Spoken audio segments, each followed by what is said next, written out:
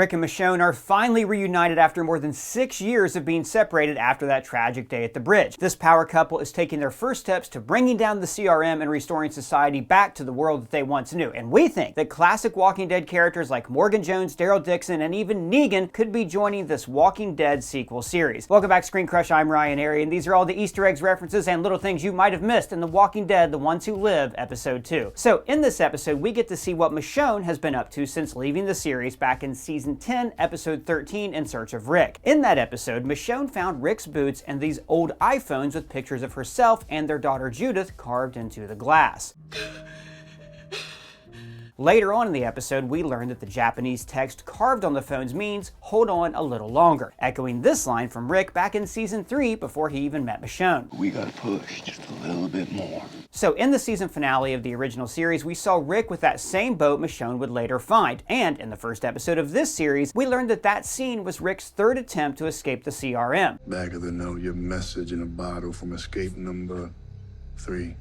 It was also in the Walking Dead series finale that we saw this shot of Michonne in her new armor bellowing toward this great herd of walkers on her quest to find Rick. We see this same moment in its full glory later on this episode. And guys, you may have noticed that we are releasing these breakdowns hours before the episode airs on AMC, and that's because episodes of The Ones Who Live drop 15 hours early on AMC+. They're the sponsor of this video. AMC+ is home to the entire Walking Dead library, so you can catch up with characters like Maggie, Negan, and Daryl Dixon. It's also home to one of my favorite all-time shows, Mad Men, not to mention a huge selection of movies, BBC America, IFC Unlimited, and the horror platform Shudder, which is like essential for horror fans. They even have exclusive extras like the Better Call Saul employee training series. So check out our link in the description below for a free trial of AMC+, terms and conditions apply. And with AMC+, you can see The Walking Dead, The Ones Who Live 17 hours before anyone else, which frankly is the best way to avoid spoilers on social media. Okay, so the episode opens with this gas man walker with gas cans attached to him. This parallels the opening shot of the Walking Dead pilot episode where we see Rick Grimes carrying this red gas can just days after waking up from his coma. And I love how this was a reminder for us, the viewer, that Michonne really is embarking on a near impossible mission. As far as she knows, Rick could be long dead, and while she's hopeful and has faith that he's still alive, the fact of the matter is that even if he did survive the explosion at the bridge, he could have died any time between then and now. And while seeing this walker carrying a gas can mirrors the first time we ever saw Rick Grimes, that same walker later catching fire symbolizes the last time Michonne saw Rick.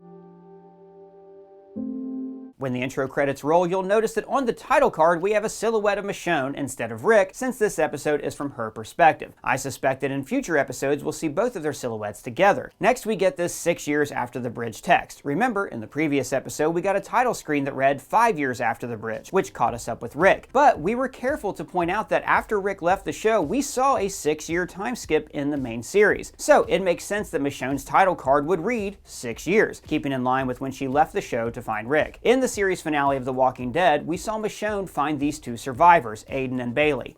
Can you help us?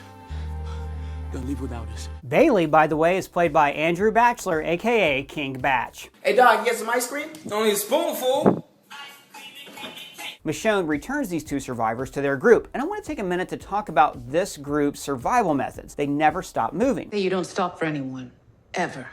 Even during this sit-down meetings, we learned that the office itself was moving. And I love how this constant moving group of survivors mimics the large moving herds of walkers that we've become all too familiar with over the years. Tell them the next time they cross into my land, my horde will cross into theirs. This group doesn't stop for anyone or anything, not even if your own sister gets left behind. Trying to save 2, we could lose 200. To me, this group is meant to symbolize surviving versus living. We've heard Michonne make this distinction before. In Season 5, Michonne was desperate to find a place for them to actually live and make a home instead of just getting by. It's a chance.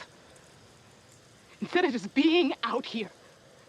Instead of just making it. Because right now, this is what making it looks like. And, as we've discussed before, this notion was antithetical to Rick's idea of them being the Walking Dead. We are the Walking Dead. Michonne. We've discussed in previous videos how the title, The Ones Who Live, is a rebuke of the phrase The Walking Dead. Instead of just keeping their hearts beating, they're giving them something to beat for. Now, I remind you of all of that because this group that Michonne has encountered is a perfect representation of The Walking Dead. They're fighting to stay alive for the sake of being alive, but that's not living. Leaving behind your own sister to die is the path of someone seeking survival only, whereas someone who puts their life on the line to be with the ones they love is what it means to truly live, just like with Michonne and Rick. We will get away.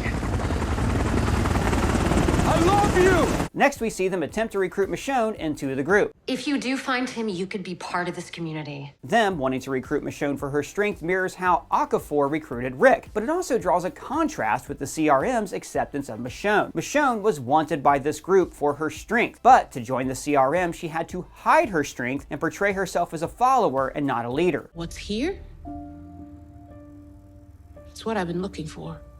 We even see this opening scene of Michonne replicated later in the episode when she meets with the CRM. Michonne is wearing a hooded cape just like she wears in her first appearance in the Walking Dead Season 2 finale and just like in the comics. On her walkie-talkie, we hear Michonne say, Shoto. Shoto is Michonne's nickname for Judith, and it means short sword in Japanese. Michonne is of course known for her samurai-like skills with her katana. Judith carries not only her father's gun and hat, but a short katana similar to her mom's. Next, we get these purple explosions.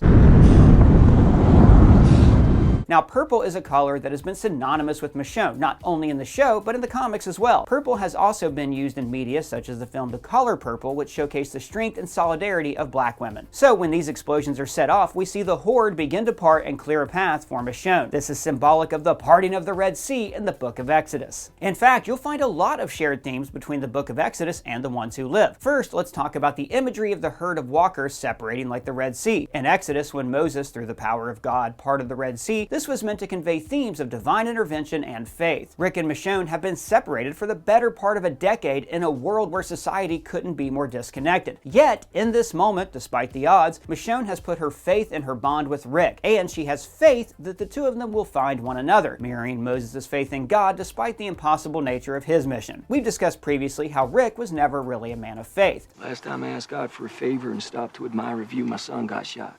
I try not to mix it up with the Almighty anymore. And that's echoed when Rick loses faith in being able to find Michonne in the previous episode. I tried. Please, just know I tried. In Exodus, Moses was seeking to free his people from oppression, and while Michonne is searching for Rick, I think her mission will soon become the liberation of those trapped by the CRM. Now, Michonne and Rick found each other earlier on in the season than I expected, and I don't think that the rest of the season is just going to be about them trying to get back home. Michonne is going to convince Rick that they have to liberate the people under the thumb of the CRM. Rick is only interested in getting back home, but I think Michonne is going to take her finding Rick as a sign that she is meant to do something more. It's a sign, bro. She's thankful for her reunion with her long-lost husband and may view it as divine intervention and a debt that she needs to repay. There's also the fact that the CRM brutally murdered her friends, including Nat, who accompanied her on her journey, and who without, Michonne may have never found Rick. I think Michonne is going to feel a sense of responsibility to avenge her friends and follow the command she feels in her heart to bring down the CRM. And I mean, the name Nat is even a Hebrew name meaning gift of God. Son of Nat. Son of Nut. And then we have this line from Michonne, Still feel him. suggesting that unlike Rick, she has a belief in something beyond their own existence. These themes of freedom have already been laid with lines like this from Rick. People can't leave.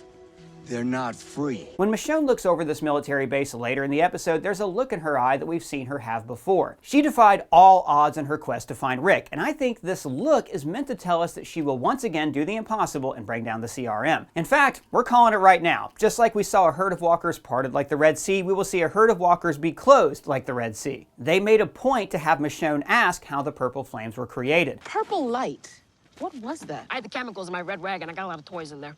And the fuel is out there. I think that at some point this season, and potential spoiler alert in case we're right, I think we'll see a herd of walkers once again be parted with the use of purple flames to aid the escape of those fleeing the CRM. My bitches! And just like in Exodus, that sea of walkers will be closed and engulf the CRM soldiers and Major General Beale, the same way the Red Sea engulfed the Pharaoh and his troops as punishment for their oppression of Moses' people. Here, Nat says, They've gone up a letter grade, that's for sure. this is meant to symbolize how Nat went from being a follower to a leader. The CRM uses A's and B's to distinguish between leaders and followers. The CRM designates people they find as A's and B's. People follow A. When Nat was with his prior group, he was literally following a leader as they stayed moving all the time. He was a B. But when he broke from that group and became an A, he defied authority and instead did what he knew was right. The CRM kills A's. So the second Nat says he had gone up a letter grade, I took that as confirmation that we probably weren't going to be seeing his character make it out of this episode alive. When Michonne sees the CRM helicopter in this reflection, it mirrors perfectly with Rick seeing a helicopter in a reflection in the Walking Dead pilot. Now there's a lot of fire imagery in this episode, as well as the previous episode and even in the teaser for The Ones Who Live in the original series finale. In that teaser, we saw both Rick and Michonne sitting before fire. In Rick's final episode, we saw him yeeted from the series by fire. In the first episode of The Ones Who Live, we saw walkers on fire and Rick cauterizing his arm with fire. Nat carries a Zippo, the gas man walker. Fire was used to separate the herd. I could go on. This could be meant to foreshadow Rick and Michonne's mission to burn the CRM to the ground. Not the cities themselves, but the oppressive and tyrannical leaders that run it. Fire is also used as a symbol of strength and rebirth. Rick and Michonne are two of the strongest-willed characters in the Walking Dead universe, and their combined strength is the entire theme of this show. We even hear Rick discuss their strength in the series finale tease. We're together. Pieces of a whole that just keep going for what we gave each other. As far as the rebirth goes, this series, The Ones Who Live, could be the start of a Walking Dead resurgence and a whole new chapter in these characters' stories. The original series ended with them no longer being The Walking Dead and becoming The Ones Who Live. This series is currently focused on Rick Grimes and Michonne, but what if it became something more? A series that brings back characters like Daryl, Morgan, Carol, Maggie, and Negan, some of the franchise's most heavy hitters, and that would give us a de facto sequel to one of the greatest shows of all time. Welcome to a brand new beginning, you sorry shits. When the CRM drops this yellow gas on Michonne, Nat, and the others, we're seeing another line drawn between the living and the dead. Seeing the living be attacked by the fact that they can breathe is a reminder that walkers don't breathe. In fact, in the season 2 finale of The Walking Dead, Michonne's first episode, the digital effects artist went in and removed the visible cold breath seen coming from the actors who were playing walkers. Here we see Nat and Michonne using a walker with its arms chopped off to pull a wagon, just like we've seen Michonne use walkers in the series as well as in the comics. Here we see flashes of Judith and RJ, plus this shot of Rick from season 7 episode 12, Say Yes, an episode from the original series that we talked a lot about in our recap video leading up to the premiere of The Ones Who Live. We didn't know it at the time, but that episode was laying the groundwork for this series way back when. Over these shots, we hear lines from Rick from the Say Yes episode talking about how Michonne and Rick can lose one another and still move on as long as they're fighting for a better world. You can lose me. You can lose me. I can lose you. It's not about us anymore. It's about a future. And we thought it was a really nice touch, hearing this line from Rick about them being able to lose each other, playing over the scene just moments before they're reunited. When Michonne is brought before the CRM Council, she calls herself Dana, perhaps a reference to the name Denai, the name of the actress who plays Michonne. And Okoye. That's right, high five. Just don't freeze when you see her. When the CRM asks what kind of weapon Michonne carried, she says she used to carry a bow staff. Now, Michonne never carried a bow staff, but Morgan did. Morgan, like Michonne, has defied all odds in a journey to find Rick Grimes. When Rick and Carl found Morgan in season 3, Morgan had gone a little mad. You turn. You just die. They went their separate ways in season 3, but Morgan was able to find Rick years later, and the two reunited in the finale of season 5. Rick?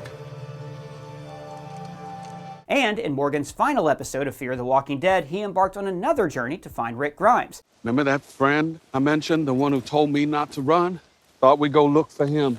This message is for Rick Grimes. So, I brought up Morgan because of the bow staff. Morgan took on a philosophy of not killing the living, and his bow staff symbolized that of a peaceful weapon. So, Michonne's choice of saying that she carried a bow staff was perhaps her way of signaling that she is not a threat. And I hope that this mention of a bow staff is another hint that Morgan will find Rick and show up in this season of The Ones Who Live. So, Michonne's interview being recorded before she's admitted into the CRM echoes back to how she, Rick, and the others were interviewed and recorded by Deanna when they were accepted into Alexandria. We're ready for this. All of you? All of us. And then comes Jadis. Now, we have talked about Jadis in our previous breakdowns, but I'll give you another quick recap. She was the leader of a group called the Scavengers, but she was secretly a CRM operative. She's the one who found Rick washed up on the riverbank and brought him into the CRM. We also saw Jadis in her CRM attire and with her new haircut in the Walking Dead spinoff series, The World Beyond. That identity, it helped me live, so Jadis is who I am. Jadis says, "Been a while. You look good." A callback to her flirting with Rick in the original series. I lay with him after. We should get back to work. Jadis echoes a point that we made in our Rick and Michonne recap video, that if anyone was going to have the ability and willpower to find Rick Grimes, it was going to be Michonne. She found you. If anyone could, she could. And then we hear mention of a long-standing deal between Rick and Jadis to not disclose the whereabouts of Alexandria. That if you try to escape with her, I will make sure that all those people that you love die, including a few that I like very much. When Jadis says there are people she likes back in Alexandria, she is specifically referring to Father Gabriel. Gabriel and Jadis had a romantic relationship in season 9 of the original series. And the episode ended with Jadis asking Rick, Rick, what the f*** are you doing? What the f*** are you doing? What are you doing, man? And guys, I can't wait to see what happens next. It's so great having Rick and Michonne back at the forefront. So guys, those are all the Easter eggs we caught in this episode of AMC's The Walking Dead, The Ones Who Live. Just a reminder to sign up for AMC Plus with our link down in the description. And big shout out to Colton Ogburn who wrote this video. So let me know what you thought of the episode down in the comments below, or at me or Colton on Twitter. And if it's your first time here, please subscribe and smash that bell for alerts. For ScreenCrush, I'm Ryan Airy.